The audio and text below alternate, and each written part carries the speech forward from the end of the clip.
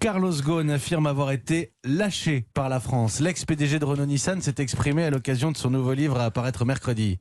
Il s'est exprimé en exclusivité sur Europe 1 sur ce livre coécrit avec Carole, sa femme. L'homme d'affaires s'était, souvenez-vous, enfui du Japon après avoir été interpellé et inculpé d'abus de biens sociaux et d'abus de confiance.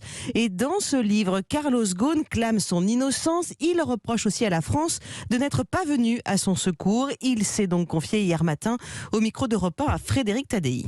J'ai appris par ailleurs que le jour de mon arrestation, l'ambassadeur des États-Unis au Japon a communiqué à l'ambassadeur de France au Japon en disant si M. Ghosn était le patron de General Motors, il ne serait pas resté arrêté 24 heures, on l'aurait rapatrié aux États-Unis et si vraiment il y a des problèmes, à ce moment-là, on en discute dans son pays. Une version qui laisse pourtant l'ex-ambassadeur de France aux États-Unis, Gérard Haraud, extrêmement dubitatif.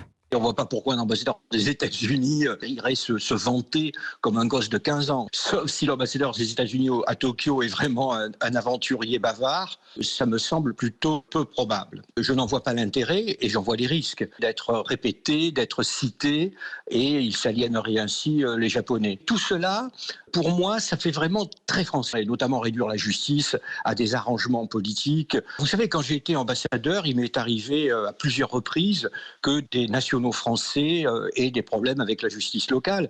Et à chaque fois, j'étais frappé d'être approché par des amis ou par l'avocat de la personne en question pour me dire naturellement, vous allez le faire sortir de prison ou le faire rentrer en France. Et ils étaient toujours surpris que je leur dise mais attendez, la justice de ce pays est une justice indépendante. Personne ne peut le faire, même pas les autorités locales.